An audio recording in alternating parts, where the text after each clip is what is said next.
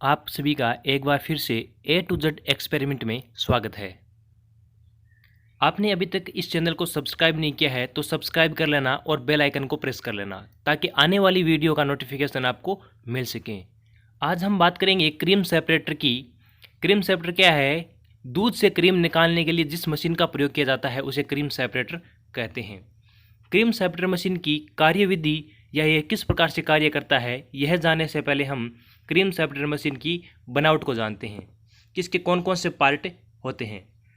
बात करें cream separator की बनावट की तो ये बहुत सारे इसके पार्ट होते हैं। पहला इसका पार्ट है बॉडी, दूसरा इसका पार्ट है मिल्क बेसन या दुग्ध पात्र, तीसरा है मिल्क नियंत्रक, milk float, cream spout, separator दूध स्पाउट और बाउल, यानी इसके 7 पार्ट है। लेकिन एक चीज़ का ध्यान रखना, तो 7वां पार्ट है बाउल, इसके भी आगे और भाग बांटे गए हैं। इसके कौन कौन से भाग बांटे गए हैं इसको हम देखते हैं। बात करें इसका बाउल के पार्ट की तो बाउल का सबसे बड़ा पार्ट होता है bowl body, rubber ring, milk distributor या दूध वितरक, बाउल डिस्क, बाउल हुड और बाउल नट। ये 6 भाग बाउल के होते हैं। इसके अलावा जो 4 नंबर है बाउल डिस्क, इसको भी आगे 3 भागों में बांटा गया है, बॉटम डिस्क, मिडिल डिस्क और टॉप डिस्क। आज हम इन क्रीम सेपरेटर मशीन के मुख्य भागों को पढ़ेंगे ताकि हम क्रीम सेपरेटर मशीन किस प्रकार से काम करती है ये अच्छी तरीके से जाना जा सके। तो चलो शुरू करते हैं।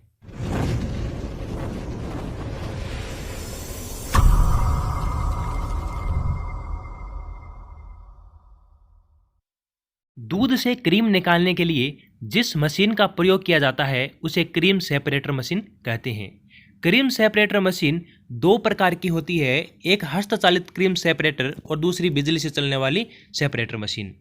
यदि हमें कम मात्रा में यदि क्रीम निकालनी हो तो उस समय हम हस्तचालित क्रीम सेपरेटर का उपयोग करते हैं, जबकि हमें अधिक मात्रा में क्रीम निकालनी है तो इंजन या बिजली से चालित क्रीम सेपरेटर को हम काम में लेते हैं।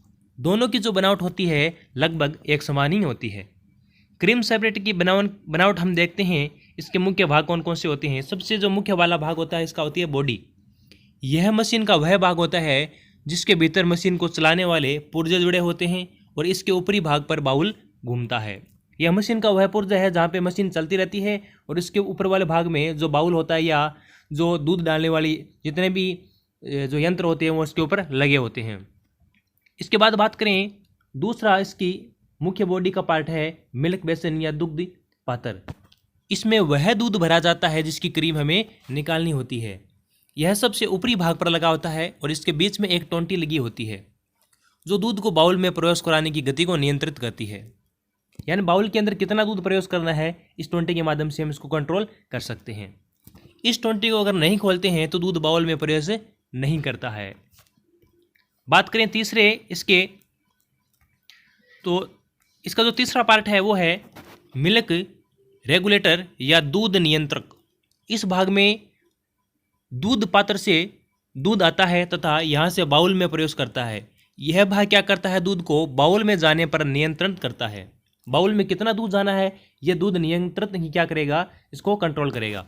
बाउल में उतना ही दूध जाने देता है जितना आसानी से पृथक्करण हो जाए, यानी जितने दूध का क्रीम निकल रही है उसके बाद ही दूसरे दूध को जाने देता है। तीसरे पार्ट की हम बात करें तो तीसरा इसका पार्ट है मिल्क फ्लोट। यह मशीन का बहुत हल्का वाला भाग होता है जो दूध नियंत्रण के अंदर रहता है और जब दूध से भर जाता है तो यह मिल्क फ्लोट तैरना आरंभ कर देता है और बेसिन के टोंटे के मुंह को बंद कर देता है। इससे दूध के बाउल में प्रवेश करने की गति धीमी हो जाती है। यह रबड़ का जैसे कुछ बना हुआ पार्ट होता है। ये हल्का होने के कारण क्या होता है, अगर दूध से पूरा भर जाता है तो ये क्या करता है, तैर कर जो बेसन की टोंटी लगी होती है उसके मुंह को बंद कर देता है ताकि इसमें दूध जो आना होता है बंद हो जाए या इसकी दूध की गति धीरे हो जाए। 5वां जो पार्ट है इसका है वो है क्रीम स्पाउट। क्रीम स्पाउट का जो भाग होता है वो क्रीम से बाउल से क्रीम को बाहर निकालने का काम करता है। यानी क्रीम बाहर किससे निकलती है, क्रीम स्पाउट से निकलती है। यह भाग इसको इससे जुड़ा होता है। क्रीम सेपरेटर मशीन में दूध अलग निकलता है, यानी सेपरेटर दूध अलग निकलता है और क्रीम अलग निकलती है। जो क्रीम निकलने वाला भाग होता है वो होता है क्रीम स्पाउट, और इसका जो अगला पार्ट होता है वो होता है सेपरेटेड मिल्क स्पाउट, यानी सेपरेटा दूध स्पाउट। यह क्रीम स्पाउट की तरह का होता है, लेकिन इसकी अपेक्षा अधिक गहरा होता है। इसमें सेपरेटा दूध बाउल से बाहर आता है। यह क्या होता है, उसकी अपेक्षा गहरा होता है, और यहाँ से क्या निकलता है, जो सेपरेटा दूध होता है वो बाहर निकलता है। ऊपर वाले भाग जो था क्रीम स्पाउट, इसमें तो क्रीम निकलती है, और सेपरेटा दूध स्पाउट में से क्या निकलता है, सेपरेटा दूध निकलता है। अगला इसका जो महत्वपूर्ण पार्ट है वो होता है बाउल। यह मशीन का मुख्य भाग होता है, इसे मशीन का हृदय भी कहा जाता है। बहुत अच्छा क्वेश्चन यहाँ से बन सकता है कि मशीन जो सेपरेटा मशीन है उसका हृदय कौन है, तो उसका हृदय है बाउल। इसमें कई सारे भाग होते हैं जिससे मिलकर बाउल बनता है। इसके निम्नलिखित भाग होते हैं। कौन कौन से इसके भाग है उसको पढ़ते हैं। सबसे पहला इसका भाग होता है बाउल बॉडी। यह वह भाग है जिस पर बाउल के अन्य भाग आधारित होते हैं, यानी सबसे नीचे का पार्ट होता है, इस पर बहुत सारे बाउल के अन्य भाग लगे होते हैं। बाउल बॉडी के बाद में जो इसका पार्ट अलग आता है वो होता है रबर रिंग या रबड़ का छल्ला। इससे बाउल बॉडी के कटाव में रख देते हैं, जिससे दूध का रिसाव रुक जाता है। ये बाउल बॉडी होती है जो एक दूसरे से जुड़ी होती है, वहाँ पर ये रबड़ को रखा जाता है ताकि दूध इससे रिसाव होकर बाहर न गिरे। अलग होता है मिल्क डिस्ट्रीब्यूटर या दूध वितरक। इसका मुख्य कार्य दूध को बाउल में पतली झीलियों के रूप में वितरण करना है। दूध को बाउल के अंदर पतली पतली झीलियों के अंदर जो वितरण करने का काम करता है वो होता है मिल्क डिस्ट्रीब्यूटर।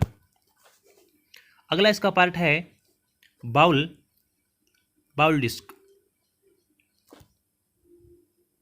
यह बाउल बॉडी पर लगी हुई कटोरी नुमा होती है। इसकी संख्या यंत्र के आधार पर व मशीन क्षमता पर निर्भर करती है।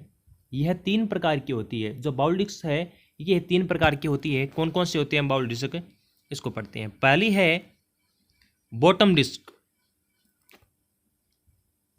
बॉटम डिस्क यह बाउल की पेंदे वाली कटोरी होती है, यानी सबसे नीचे वाली कटोरी होती है। इसे कटोरी के दोनों ओर 3-3 उभरे हुए निशान होते हैं, छोटे छोटे छेद होते हैं इसके अंदर। इस कटोरी के मध्य में कुछ खाली जगह होती है जिससे दूध पतली झीरी के रूप में निकलता है। ये होता है बॉटम डिस्क, जो सबसे नीचे वाला भाग होता है, और इसके कटोरी के दोनों ओर 3-3 उभार या छिद्र जैसे कुछ संरचना होती है, जिसके माध्यम से क्या होता है, पतली झीरी के रूप में दूध निकलता है। दूसरा होता है मध्यम डिस्क या मिडिल डिस्क। बीच वाली कटोरियों की संख्या ये है, और बीच वाली कटोरियों की संख्या की जो संख्या होती है वो होती है 16 से 44 तक, लेकिन अलग अलग मशीनों में इसकी संख्या कम या अधिक भी हो सकती है। इन कटोरियों में केवल ऊपरी भाग पर ही उभार या निशान बने होते हैं, जिसके कारण दूध पतली झीरियों में वितरण हो जाता है। बॉटम डिस्क और मिडिल डिस्क के बाद में अगला जो आता है वो है टॉप डिस्क। यह सबसे ऊपर की कटोरी नुमा संरचना होती है। इसकी संख्या केवल एक ही होती है और इसकी गर्दन लंबी होती है। इस गर्दन के एक सुराख होता है जो बाउल हुड के सुराख से मिलता है, जिसको क्रीम का सुराख भी कहते हैं। यानी यहाँ से क्या होती है, क्रीम बाउल हुड में जाता है। यानी ये 3 पार्ट किसके थे, ये 3 पार्ट थे बाउल डिस्क के। ये पार्ट बाउल डिस्क के थे, और बाउल डिस्क के बाद में हम अगला पढ़ते हैं बाउल हुड। बाउल हुड क्या है, यह बाउल के विभिन्न भागों को ढकने व सुरक्षित रखने के काम आता है। इसकी गर्दन भी लंबी होती है। इसमें 2 छिद्र होते हैं। इन छिद्र के समीप एक स्क्रू होता है जिसे क्रीम स्क्रू भी कहते हैं। इसमें क्रीम को पतली या गाढ़ी बनाने में मदद करता है। यानी एक भी अच्छा क्वेश्चन बन सकता है कि क्रीम को पतली व गाढ़ी बनाने का कार्य कौन करता है, बाउल हुड करता है। इसकी गर्दन में जो 2 छिद्र द्वारा क्रीम और सेपरेटा दूध अलग अलग बाहर निकलते हैं। इसके गर्दन के अंदर जो 2 छिद्र होते हैं, एक छिद्र से तो क्रीम बाहर निकलता है और दूसरे छिद्र से सेपरेटा दूध बाहर निकलता है। अगला है बाउल नट। बाउल नट क्या होता है, यह बाउल की डीबरी कहलाती है। इसका कार्य बाउल हुड को भली भांति कसे रखना है, इससे बाउल के अन्य भाग भी कसे रहते हैं। यानी यह बाउल जो होता है उसके पूरे पार्ट को कसने का काम करता है या मजबूती से जोड़े रखने का काम करता है।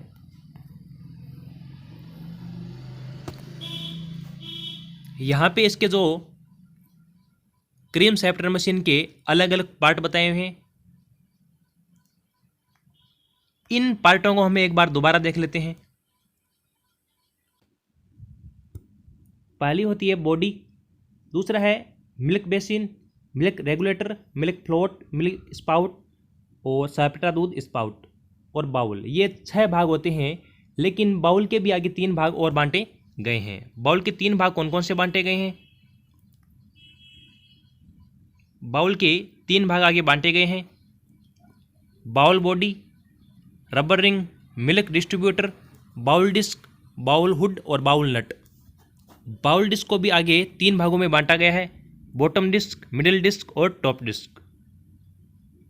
तो आपको समझ में आ गया होगा कि ये कौन कौन से यंत्र से मिलकर बना होता है, इसके कितने पार्ट होते हैं।